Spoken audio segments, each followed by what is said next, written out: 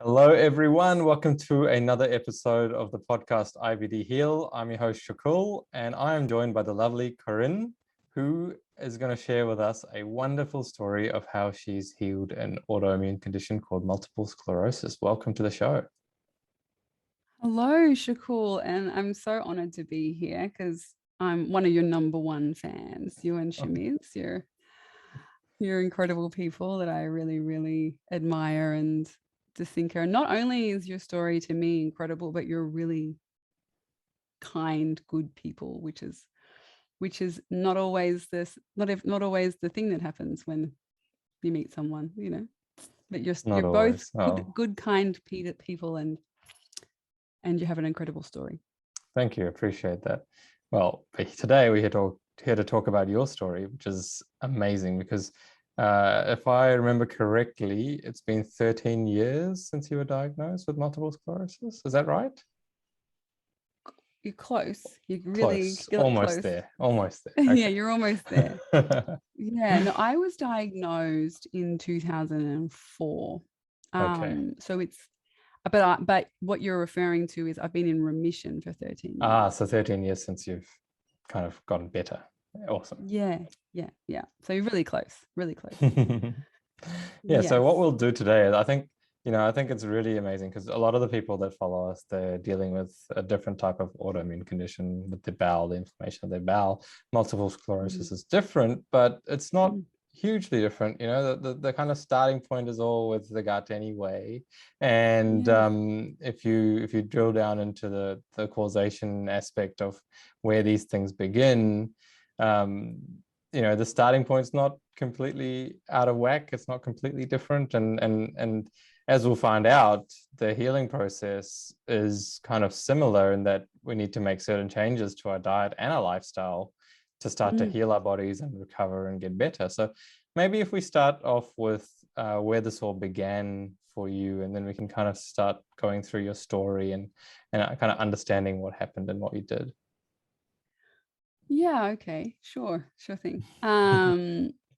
It's one of those stories. I'm sure Shamiz, I'm mind reading, but I mean, I'm sure Shamiz kind of experiences it a bit where you tell it so many times that that sometimes you kind of lack emotion when you're talking about these really hard things. They just become very matter of fact and ordinary. So forgive me if I do that. But it began, like, for me, it's hard because I think that when anyone ends up with a diagnosis of a chronic illness, that wasn't the moment, it was just the moment that this cluster of problems was announced in like a professional setting, because I had ongoing problems leading up to it that were dismissed. And I think in our culture, what we do is we dismiss the signposts because we over medicate symptoms when they're our body's way of telling us, hello, something's wrong, I'm unhappy. But what we do is just take Panadol and take some laxative and take some antidepressants and take some antifungal cream and take some eczema cream and whatever it is to put a Band-Aid on it so we don't notice that there's a wound. And so that, for me, looking back, my journey started when I was an obese baby, an obese child, a baby who's, even though, bless my mum, she says she only ate hamburgers with a lot and McDonald's and thick shakes for her whole pregnancy. And then I was the biggest baby in the nursery, and people just kind of think that's a cute story, but like I was nourished on like not even food, there wasn't a single, maybe one slice of tomato that she ate in a burger and one lettuce leaf, and the rest was meat, cheese, refined wheat, and dairy, and the worst times. I don't even know what's in a thick shake, but it's not the best. High fat, sugar, and processed refined colorings. So that was my start to life. And I have a habit, a nervous laugh. I have a habit, I think when you deal with a lot of suffering, you can go either way. But for me, it was jokes and laughing things off that were suffering. So that's kind of something that I'm trying to address in my old age, to not laugh off serious things and just let the seriousness just sit there. But I was an obese child, just not too much that people did anything about it, but just enough that they was constant talk about that I needed to not eat certain things and I was getting fat and teasing. And then I was tired, and I remember my parents just being like, oh, well, you're just a big kid. You're a big girl. And I was like, okay, that's just normal. It was really normalized my excess weight, even though it was impacting on me because I felt a lot of shame. So I didn't play sport. I didn't run. I didn't want to move my body in certain ways. Anyone would notice because I was carrying that weight. So by grade 2, I stopped engaging in all activities that were exercise that would draw attention to my size. So to me, that's a big, now if my child was doing that, I'd be like, okay, that's a sign post. But no one noticed. And then I got really tired in teenage years, and it was again, oh, well, this must be what adolescence looks like for you. And I wasn't eating any vegetables. I wasn't eating anything that wasn't sugar, cake, white bread, cheese on toast, melted cheese in a cup, whatever cheese I could get my hands on, just a lot of cheese and soft drink and whatever. My parents didn't pack a lunchbox. I ate. I got $2 from grade prep and just said, buy whatever you want. And a grade prep buys the worst things when they're told here's $2 at the shop and you can have ice creams, chips, anything, paddle pops all day. I ate twisties, I think, and paddle pops for 3 years of school, and maybe a pie.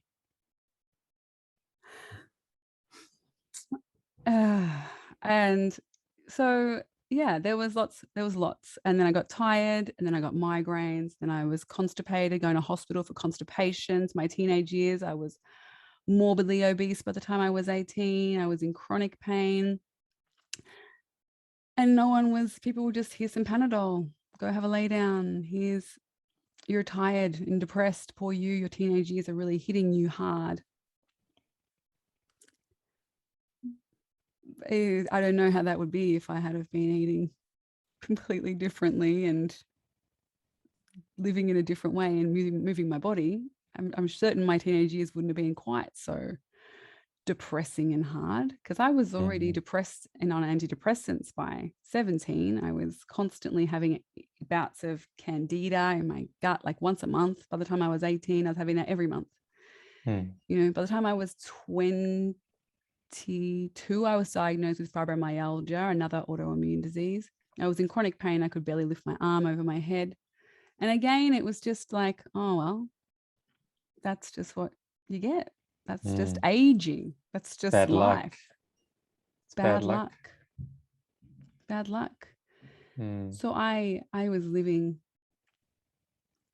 my 20s. By the time I was in my 20s, I was morbidly obese. I was clinically depressed. I was on anti-anxiety, antidepressants, chronically constipated. Medication for constipation just was a daily thing. And people talked about fiber, but no one really knew what fiber was. Like white bread said it contained fiber. So I had some white bread with fiber in it. And shockingly, was still constipated.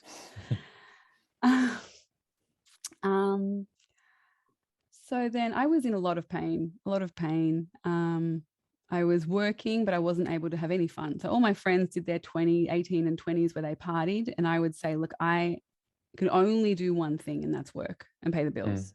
I have no energy to play. I didn't go clubbing. I didn't go out drinking. I had nothing in my tank except sleep, work. And I honestly was so kind of just thinking, well, I felt like I was going to die early. Like I really felt like this is impossible to live in this body that feels like it's broken. And I felt like a hypochondriac, because I kept thinking like, I'm 20. Why are all my friends able to do all these things? They're at uni, they're partying, they're having a great time, and I'm in bed. I had to someone move in with me to help me just tidy and cook, because I was renting out my spare rooms to people to come and just cook for me, because I had no energy to cook for myself, no energy to just do anything. And when I was 24, I sold my house and I'd bought a combi van, because I was like, came out of a relationship. I was super excited to be single. And I was like, I'm going to road trip. This is me, my life. I was super pumped. And just as I sold the house, like, it's stressful selling a house. So I imagine the pressure of selling the house was, but I woke up and I was numb down the right side of my face. In the morning before my morning shift, I was a disability support worker at the time. And I love that job, but it was 6 a.m. and I woke up and I couldn't feel the right side of my face. And I was a smoker back then, and I lived off energy drinks and Macca's drive-through, and it was a disaster. It was a disaster. And I went to work because it was my parents went away. I was living with my parents because their house was sold and we were about to go. And my dad said, "Oh, that's not right." But I thought I'd maybe just pinched a nerve in my neck. I didn't know anything about multiple sclerosis at the time. And I thought, this is very strange for a pinched neck to be like split down the center of my face and one side numb. And but I went to work, and I went but like we get there early, and then you wake them up, the people up, and help them with their showering, and make their beds and help them make their beds or whatever. And when I got to work, I was smoking outside because they're all asleep. We're smoking outside. I'm laughing. I'm sorry, I'm laughing because I can't imagine doing that now for me personally, but I was smoking outside with this numb face. And I said to my colleagues, I think I've had a stroke because I've woken up with half my face numb. And they all dismissed me because they were, in their 40s, 50s, and they were saying, you're 24, you're young, like you haven't had a stroke. They said, I think you've hurt your neck. Yeah. So they dismissed it and joked it off. And I'm someone who dismisses and jokes things off because of my personality. And I guess I kind of thought if I'd had a stroke like that, from what I knew about strokes, it was done. Do you know what I mean? So I was thinking, well, if this is as bad as it is, it'll probably heal. I'll make some different changes and it'll be all right. But I went over to my client's room, and I was making his bed. And when I put my hands under his bed to put his sheets under, when I pulled it out, it was the bizarrest thing. When I went to pull it out, I pulled it out, and it was like a waterfall. Like it just went, like this pins and needles sensation just went, and until it reached my elbow, and then it stopped. It was so strange. So strange. So I went out and I said, I think I am having a stroke, because like this is now numb. Like this arm just right to the elbow, and then it just was fine. It was so weird. So weird. And then I went to a doctor because my dad was like, go to a doctor. And I went to this doctor, and he said, oh, can you move it? But when you have pins and needles, you can move it, but it's just weird. Does that make sense? Totally. And he's like, oh, you're fine. So I went home and said, apparently I'm fine. And my dad was a bit like, I think it's a little tiny pinch like your mum, was just like, I think you need a second opinion. And I didn't do anything about it for a week because I was working and busy. And he said, a week later, he says, it's still numb. And I went, yeah, like I still can't taste half my tongue. I can't. And like when I was walking with a cup of hot tea, my hand would obviously not be carrying it properly, and I wouldn't notice it was burning me until it like splashed onto my foot, and my foot would go like, it had burnt through my sock, but I didn't know it was pouring down my arm, this burning tea, because it was so numb. It's really weird. It was really weird. Wow. Yeah. So I went and got a second opinion, and then they sent me for a CAT scan, and then they said, you've had a stroke. But they wanted me to have more testing. So for a little while, I thought it was a stroke. And I was kind of thinking, all right, well, this is not the worst. It's not great, but I'll make some changes. I probably wouldn't have made any changes if I thought that that was as bad as it was going to get. In reality, I probably would have just continued to do whatever. But then I had an MRI after that, and they found, because multiple sclerosis actually means multiple scars, multiple scarring. And so the CAT scan, because it's not as detailed imaging, it looked like there was just one 20-cent piece lesion in my brain. But once it was an MRI, there was heaps of lesions. They were just too small to show up. And, I didn't know anything about multiple sclerosis. All I knew, it was bad. And then they said, you need to have these drugs for the rest of your life. There's these options. All of them are daily injections, beta interferons. You're most likely going to be okay for a bit, but the trajectory is that you'll get sicker and sicker. And if you don't take the medicines, you'll get sicker and sicker until you die. And it was just crap, honestly. It's just a really bad time. And well, the thing for me that was challenging was when they were saying it, and they're like, it's your nervous system. This is a nervous autoimmune disease that's targeting the myelin sheath around your nerves in your brain and spinal cord. And we don't know why it happens. We don't know, or the frequency, we can't predict the frequency or severity.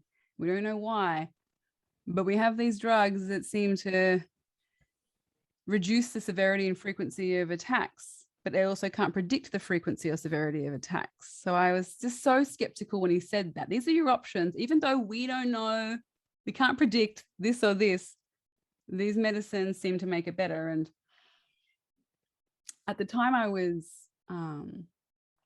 curious, I got a letter in the mail, I think, from the MS Society when I left, and it came with all their drug pamphlets, and then it had 2 pages from this study from Dr. Roy Swank, and he isn't whole food plant-based, but his wife got it, MS, in the 60s, and I love it when medical people researchers their family members get touched by a terrible, debilitating disease, because then they're willing to look outside the square for solutions. And he was, because he wanted his wife to live, and everything that Western medicine. Did you get sent that from the Multiple Sclerosis Foundation? I did, but now they deny ever sending that. It was like a Christmas miracle. So now They don't send that. Because funny story, when I used to, before this, this new kind of era started in my life where I started helping people and, helping them regain their health and things, I used to work in a leasing company, car leasing company. And one of my clients was the Multiple Sclerosis Foundation of Australia. And so I used to meet with the contact there once every month-ish. And I remember telling them, because I'd found out about the whole food plant-based diet, Chemise had healed, and I'd been researching, I read a ton of study, done all that kind of stuff. I remember telling them, hey, there's a solution for this. I know people that have healed. They've overcome this, and nothing. Yes. I actually, a little while ago, probably a few years ago, someone said, you should be a mentor. People with MS, and I didn't for a long time, I didn't want to, because I really believe in the power of the mind for healing. And I really didn't want to put my mind anywhere in a space where it was sickness. I wanted to put myself around people like Shamir's, people that were hopeful. You know, I wanted to keep my mind really strong and focused on people who were healing and people who were healthy and people who were proactive. And now I'm just imagining someone sitting at the Multiple Sclerosis Society who knew about this and has just like slid, and you were the right? Wow. Unreal. Now I wish I could find that person. I wish I could find them. Yeah. Oh my gosh, I owe them my life. I owe them my life. But it just made so much sense to me. So he just studied the whole globe, like the the blue zones, not the green zones, the blue zones. And he was just like, it happens further away from the equator. It happens, people get less vitamin D. What do they eat? They eat more omega-3s from seafood, but you know, I don't eat seafood, but they get more omega-3, they get more vitamin D, they eat a fresher, more salad, you know, more salads, more fresh fruit, fresh produce, low saturated fat, low animal products. Now, he didn't go no animal products, and not because he thought they were good for you, but only because he thought no one could sustain it. So he put his wife and a group of people, and when I researched the vaccine trials and versus this, vaccine trials just didn't sit with me, because I thought, you can't predict, you don't know. And it felt like, to me, my biocomputer of my body was malfunctioning. Like I had pressed all the keys and the rainbow wheel was spinning. I just really believe that I had overstimulated myself with foods, with stress, with all these things, and adding more injections wasn't going to be the solution to my problem. It was going to be tuning into what my body was wanting. So when I read his study, he said, which was the game changer for me, that everyone over 35 years, these studies, the drug trials for MS were very short, like 10 maximum. So just to clarify, you're talking about drug trials for MS or vaccine trials for MS? Sorry, drug trials for MS. Sorry, vaccines just top of my head because of where we're at, the COVID climate. But the drug trials, they just, like, when I read them, like I read the PubMed trials and, you know, all the information from their from those drugs, and they just didn't sit with me compared to him when he's like, we take away these things, and not only did they, because in the drug trials they still typically decline, you know, they still typically worsen and end up with secondary progressive anyway, whereas he said after 35 years everyone who stuck to the diet stayed exactly where they are. They pressed pause on their MS, and everyone who mucked around with it or didn't do it were invariably either more and more disabled, or they'd passed away by the end of the trial from complications of multiple sclerosis. So to me, it was a no-brainer, like just do it 100%. And so I say no-brainer, but logically it was a no-brainer, but I liked cake, chocolate, soft drinks, smoking. So I kept doing that because my neurologist kept saying to me, each visit I'd start eating healthier, eating more plants, eating, you know, differently. And then he would say, and my parents were very much like, oh, you're already suffering, eat whatever you want. And the neurologist would just say, there's no science to dietary choices helping, so just eat whatever you want.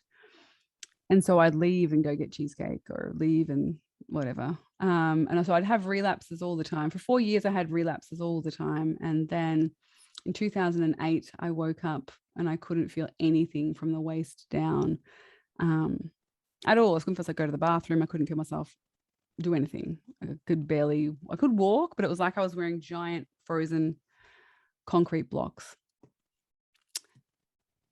And I went to called my doctor. He said, just go straight to the Monash emergency for intravenous steroids. And my neurologist wasn't there. but this other neurologist was there, and he came down and he said, "Are you on what medication are you on?" And I said, "I'm not on any." And he said, "Well, if you don't start taking them, you're going to get sicker and sicker until you die. So just make a choice." And I don't know. I don't know if my personality is the correct personality. But I was so angry at him for predicting such a bleak future for me as a mere mortal man, and his arrogance of telling me what my body could do, and that he knew for certain that this was just going to be horrible and there was no hope for me. Why bother even trying? So I left, and I never went back to the neurologist. And now, if you're listening, choose your own adventure. Don't choose my adventure. Choose what's comfortable and good for you.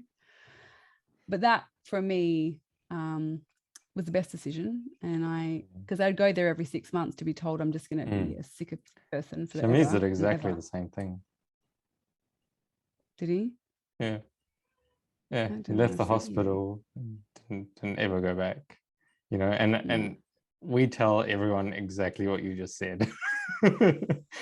Don't do what he did necessarily. It may not always work out the way he did, but he just, you know, I mean, if I think, you know, you get to the point where you're like, is this it, or am I going to just do something, you know? And I think you got to that point. Shami's definitely got to that point where he was like, he had such a bad experience with medication that he was just like, there's no way I'm taking it again. And so that was his reality. Obviously it's not everyone's, and people do, like, people work with us, they heal with taking medication and all sorts of things. But everyone has their experience, and so excited to see where yours went.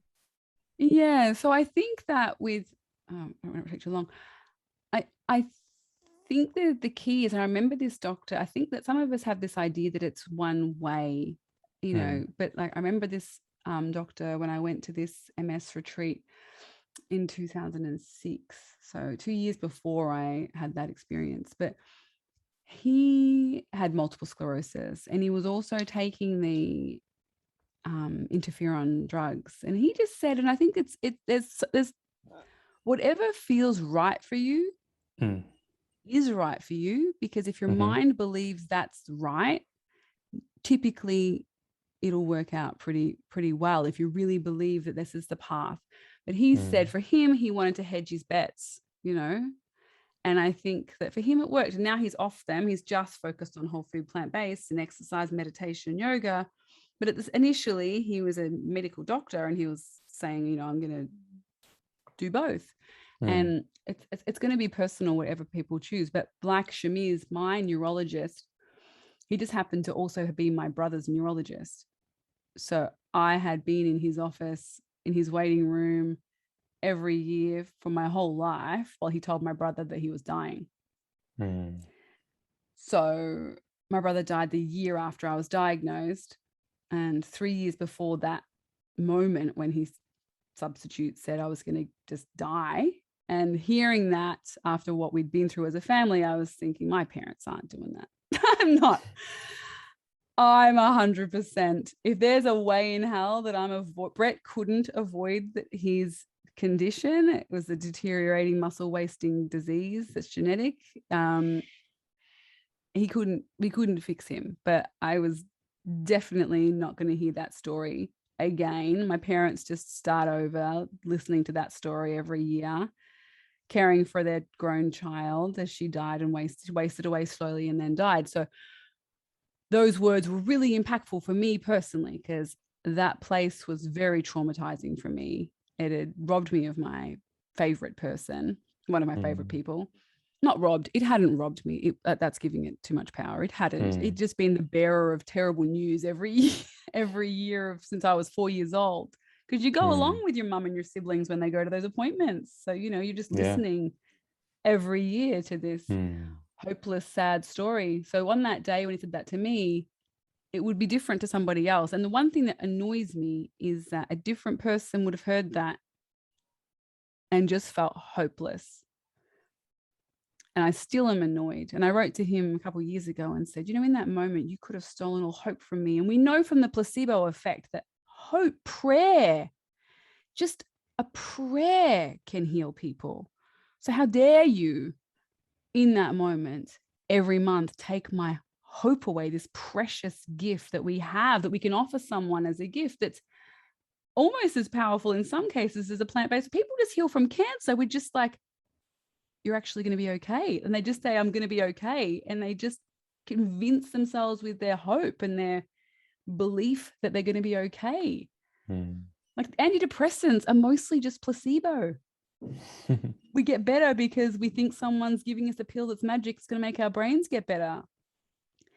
And that's proven that like 70% of antidepressant is just the placebo effect. And he's just knowing that, robbing me of my hope. And I just wasn't going to allow it. And I'm infuriated that there's doctors out there still, and he never replied to that message. And the MS Society, when I said to them, this is my story, but circling back, this is my story, they said, no one wants to drink green gunk. We don't want to share your story. None of the people here who want to listen to a mentor who's telling them to drink green smoothies. They want to keep eating what they're eating.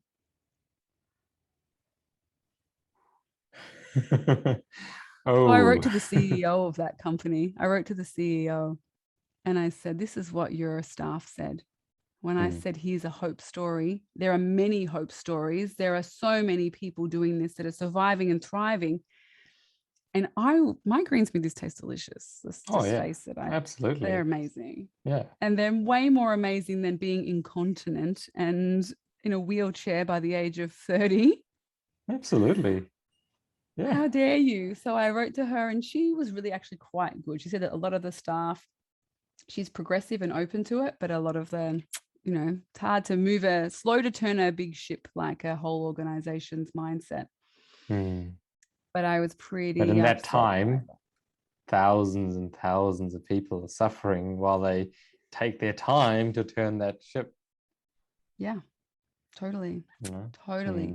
So that was pretty disheartening. And that's why I don't ever give money to fundraisers, because they're all looking for a Band-Aid solution to microbiome problem. I'm with you on that. Yeah. I mean, you sound cold, but you sound cold, but it's not going to help anyone. No, this one woman, I remember I was at like a big expo, and I walked past and she said, do you want to give some money to help kids with cancer? And like, how do you not want to? But I just knew that what she was wanting was the same place that has McDonald's in their foyer. How are they going to help kids with cancer? So I just walked by, but I thought, I feel callous walking past this woman saying, give me money to stop, like I'm pro kids with cancer.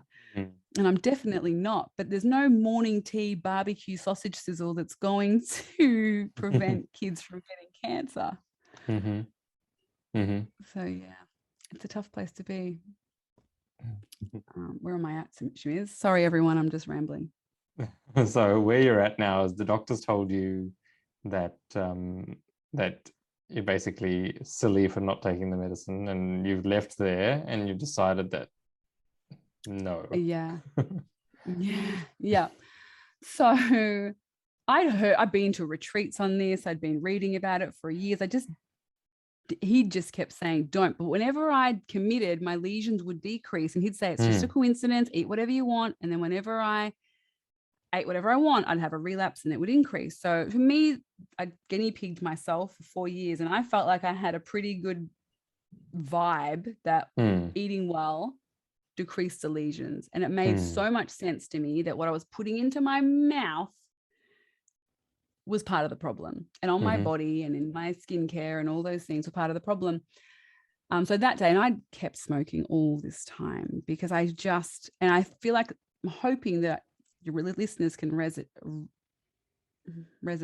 This will resonate with your listeners. But when so much of your life gets like changed so jarringly, I just wanted to hold on to something that felt normal for me. You know, that my friends would think I was normal. If I went whole food, plant-based or raw fruitarian or whatever, how would they be friends with me? I just couldn't. My identity was so caught up in what I ate that for those 4 years, I just thought, well, I get to go back to my comfort zone. He keeps telling me I don't have to.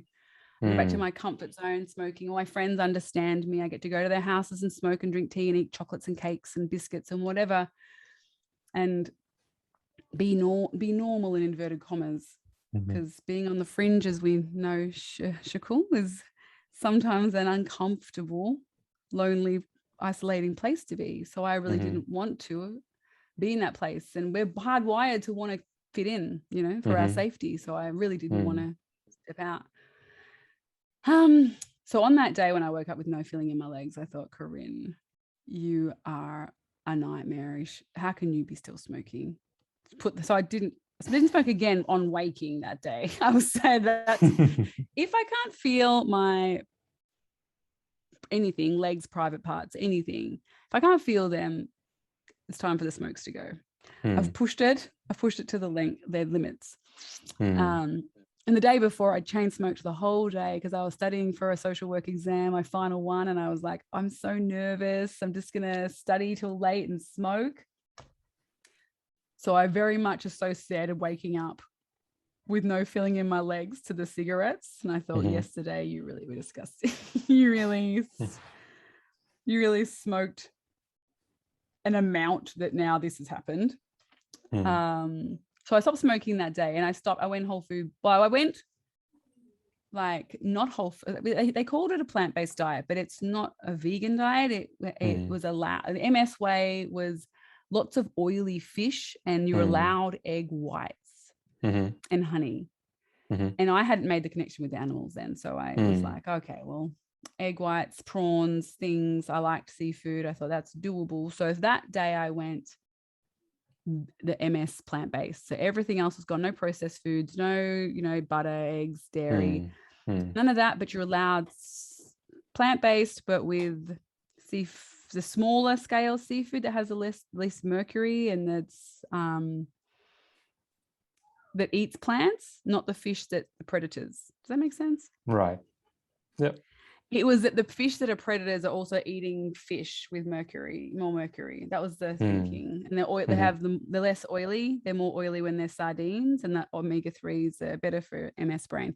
That was the thinking. Now it all makes me gag, but that's where I went, that first step. And it did a great, like I was pretty much fixed as far as healed within. I always give myself a grace period of 3 months. But I think it was really quick. Like I know I felt better within a week as far as brain fog, digestion, the constipation, the candida, the energy levels, the numbness came back. Yeah, I'm going to say 3 months, but I actually think it was all done and dusted by October. So it was August the 8th, 2008. And I think I was back to fully functioning by the October. And that's fast. And yeah, really quick. Well, when you stop putting donuts in your car, suddenly it stops blowing black smoke out the back, and it starts functioning. So yeah, it's fast. And so I've been doing that. Like I started exercising then because I had energy to exercise, and I felt like moving my body, and weight came off me. I lost 35, nearly 40 kilos. Still losing this last little bit that wants to hang on to me. But I felt amazing ever since. And then I went fully plant-based, whole food plant-based, and vegan for the animals, and then whole food plant-based at the same time. When my son was a baby, so that was in early January 2012. And then again, I feel like that gave me another level of, I think when you're eating for compassion and kindness, I feel like that, it sounds, maybe it's a bit spiritual and woo-woo or whatever, but I feel such a lightness from this way of eating that I feel like was missing from my spirit when I was eating suffering of like consciously choosing suffering of others for my tongue to be happy for a minute. And here I am. I'm 41. I run 50. I run like every day. I probably should not. Like I know I need to do other activity, but I'm addicted to it in a way that all my friends still, even though it's been 13 years, all my high school friends are like, never would see me run. And I'd say, if I'm running, I'm being chased by a murderer. So call the cops. And so my friends still think my high school friends still think it's so funny that I'm the fittest, most addicted to exercise person out of all of us now. Because it is comical. It's really stark. Like I talked to my husband even recently. I'm like, remember when we were dating and I just would eat junk food until 5 a.m. and smoke cigarettes? And we would think that was the best night. And now I can't even comprehend it. Yeah. But now life's great. I just probably should do more yoga and less running for my joints. But I'm obsessed. Well, it does strengthen them. I mean, there's the saying, motion is lotion. Yeah. Movement is totally. medicine and motion is lotion. One of my good friends always tells me that. Yeah. Which one's medicine? Movement is medicine and motion is lotion. Oh, I like it. Well, I just love it. It just clears my head. It gives me such gives me those happy. Well, I've started running now. And I think, I've started running. You started running? A cyclist for the longest time, but with the kids, it just makes more sense that you can just get out of the house in literally 5 minutes. You don't have to set up your bike. You don't have to set up your biking gear and make sure you have all these drinks and food. And then you don't have to go out for an hour and a half to get a really good workout. You can just, half an hour is enough. So cycling, you need at least an hour and a half. Running, half an hour, it's done, slowly, maybe only like for the last, 2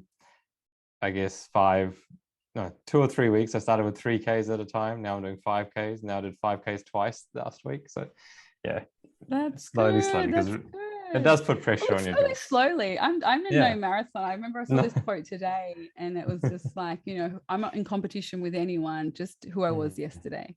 Exactly.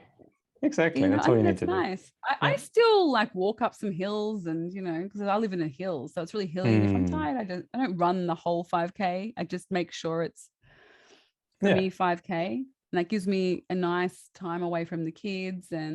But like you said, like my friends have to drive to a gym and then set up at the gym and get changed at the gym and all the things, and I've got no time for that. No. Not with the little kids. No. Just got to put your shoes on, run out the door.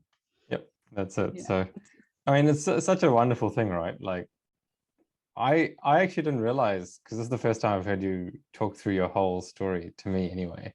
And so I wasn't aware of every single little thing that happened to you and how you grew up and all those things. So this has been a real revelation for me. I'm so sorry to everyone that I did such a deep dive. I apologize. It's been a long pandemic. Feel free to, delete the first half. Skip to the good parts. Oversharer.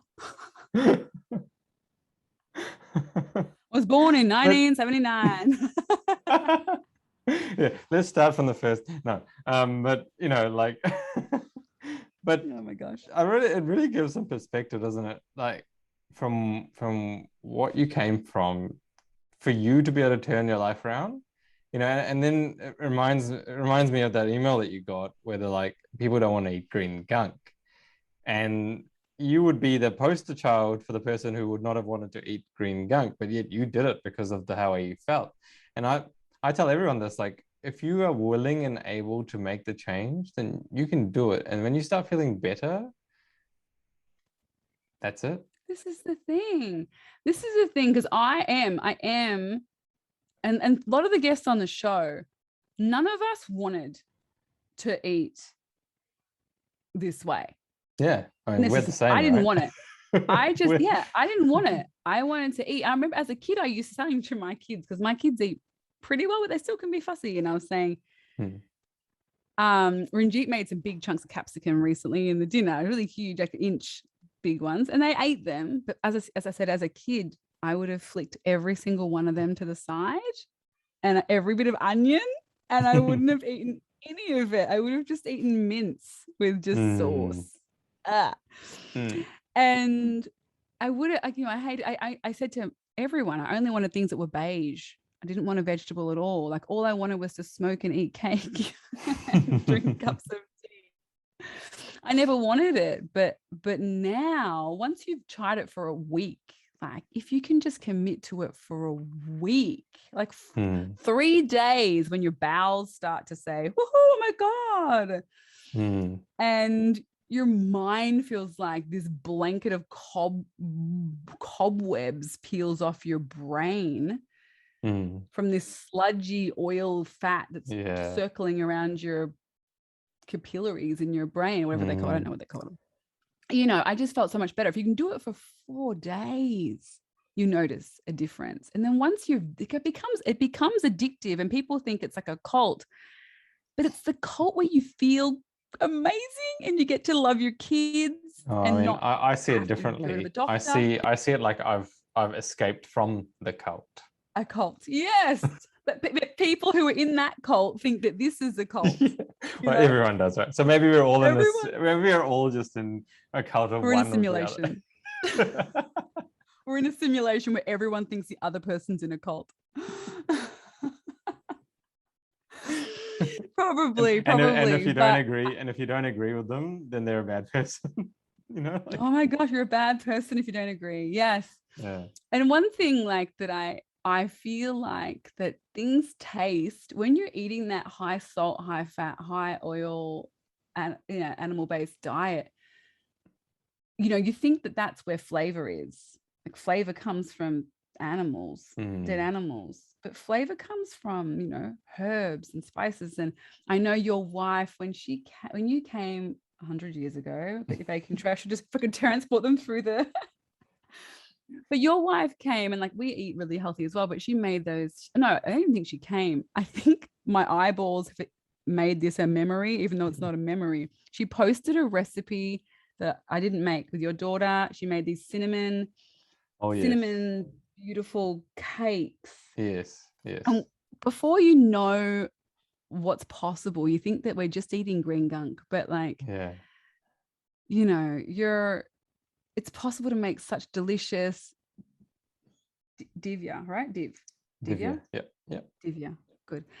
Shakul's wife, Divya, she makes this most beautiful foods that taste way better than the recipes and the ingredients, and it becomes a soul foods. You're eating these soul foods that light you up and help you to thrive. And my kids have never.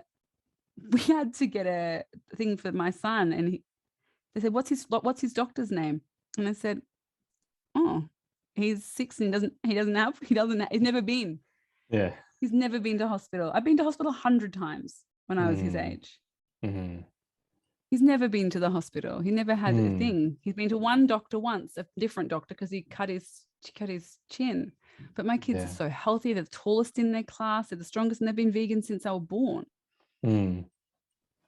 Like, why would you? You know, my kids have got these perfect bodies, and I feel like I'm being body shaming and ableist because our culture, you know, we're very much talking about this a lot, and I don't want to be that way. But I mean, as a kid who's grown up, both of my husband and I grew up in sick, overweight bodies, tired, unable to play like our friends, unable to do things our friends could do. And looking at my kids like with this healthy body weight on the trampoline, too much energy. Too much energy. It's just such a gift. Like, what a gift. Absolutely. But they're so healthy. Absolutely. And their friends come to school with that fluoro mucus coming out of their nose, and they're like, "Don't your kids get that?" And I don't like saying no, but they've never had that. Neither. They've never had that fluoro seeping face goo. They've never had a barking cough that went for days. They've never. The worst they'd ever get is like a little tiny drizzle of like a sniff that goes for like a day. why would you want to go through that? Yeah, It's a I no-brainer. tell people I'm jealous of my kids. I'm so jealous. They got, I mean, obviously so proud, but I'm so jealous that they get to start off from the beginning, you know, breastfeeding for more than a year. You know, I was breastfed for 6 months. You know, I wasn't breastfed at all. Yeah, exactly. And this is the thing, and I don't want to waste much time, but okay. Yeah. what you're talking about breastfeeding reminded me of the gut microbiome. And this is the thing, when I went to all these doctors at the same time as having this diagnosis, and I'd say, what should I do? And like, they would just blanket say, like, basically, you're stuffed. There's nothing we can do. You're just gonna, this is it. If whatever pain you have, we can't do. Whatever depression you have, it's part of MS. If you've got aches and pains, it's part of MS. Everything part of MS, and we can't fix MS. Like, this is just it. Deal with it. Have some medication, painkillers, anti-inflammatories, whatever. Off you go. And then I went to this integrative doctor, and I named Iggy after him, because even though he didn't actually do much, but he was the first GP I went to that when I said, why is my body doing this? Why is my body doing this? It didn't just wake up like this. I wasn't born with this. It's happened now. It's malfunctioning now. What have I done? You know, what can I do? And he said, well, 80% of your immune system is in your gut microbiome. So I guess we can just start there if you want. And I went, yes, I do want to start there. And that was just what I needed to have, not just the article that said this worked, to have him to explain to me in a way that I was like, this makes sense. My gut is unhappy. Inside me is unhappy. He sent me for a hair analysis. The hair analysis came back with heaps of heavy metals, you know, mercury and lead in my hair, which isn't great. And then my stool sample came back with zero reading for beneficial bacteria in my gut. Zero. Not surprising given the diet that you've just described to me. Yeah. And no antibiotics fiber. and all the things. Fiber, no breastfeeding. Yeah. Nothing. Yeah. Nothing to heal it. Just a step after step after step towards multiple sclerosis. Every step I took from birth was just, and conception was just leading the way there. And so he said that, and he also, my pathogenic bacteria was through the roof, for thousands and thousands and thousands of them. So I was just being run to my kids, I always say, they love good guys and bad guys. And I always say, when we're eating for the good guys. You know, my body was overrun with the bad guys. They were winning and they're happy to eat my dead body. And I don't want to give them that satisfaction. So I feed the good guys. We feed the good guys in our house. And then the good guys are happy. We're healthy and happy. Exactly. Yep. Perfect. I don't think we could have explained that any better, to be honest. Feed the good guys, and they feed on fiber. Don't forget, they feed on fiber. The food doesn't have fiber, you're not feeding the good guys. You're not feeding the good guys. And people just don't understand. It's just so simple. Fiber is what the good guys eat. It's all they eat. It's all they like. So feed them fiber and keep yourself happy. And there's not fiber in white bread, not that fiber, not the fiber in Nutri-Grain. The fiber in Nutri-Grain, the fiber in an apple, the fiber in a piece of corn, the fiber in broccoli, brown rice, quinoa. Absolutely. All right. So thank you for sharing that. Obviously, very personal story. And, you know, what we're about on this podcast and this channel is all about inspiring people. Like, you know, how inspiring is that from where your kind of starting point was, that you're able to achieve 13 years of remission from a point of literal hopelessness, right? Right? Not only that, have a family, have healthy kids, you know, all of that stuff that you probably never thought you'd be able to do has happened because you took control of your own health. And I think the most important thing out of anything or any message that we send to our followers, to our clients, to anyone who's listening, who's willing to listen, is please, please, please take control of your own health. Don't give that power to anybody else, because they don't know you better than yourself. No, 100%. And I think that that's just a really, really great point, because if it is just about listening to your body, like tuning in and listening. Like, there are so many signposts on the way. What are the signposts that your body is giving you right now in this moment? If it's not happy, it's going to tell you. Yeah, if you're constipated, that's not like normal. Like my mom would say, some people just go to the bathroom every 10 days. No, they don't. Well, they do, but they shouldn't. They shouldn't. They do, but they shouldn't. That's a sign that something is malfunctioning if you're only going to the bathroom once every 10 days. All right. Well, look, lovely to share that story with you. I think, the inspiration that comes from that is the biggest thing that I think people can take from this story, is that anything is possible if you put your mind to it, if you believe in yourself and you get the mind and the body working together. Anything is possible, and you do not have to believe when somebody tells you that you don't have any hope. You don't have to believe them, because you create it. You are the creator of your reality. And if you believe in yourself, then you can do anything that you want. And I think that's what I took out of the story. I took out of that story from you. Just, it's so inspirational. It's lovely to hear. And look at you, just so happy, healthy, and you're just, kind of like a vibrant being now. So, yeah. I try my best. Thank you so much. I hope that wasn't just a really long monologue. That's okay. I apologize if I should have paused. Oh no. I just went on this is what I mean. When you have a story you tell so much, just like here is yeah. But I mean, anyway, I think thank you for having me and helping me. People will listen to it, and they will get something out of that. And there's no way, they'll be listening to it, they think that's me. Somebody will be sitting there thinking, that's me, and I hope so. Just only one person that's little spark from your story, and that's all it is, So thank you, Shana, so much for sharing it. And for everybody who's watching or listening, thank you so much for getting this far.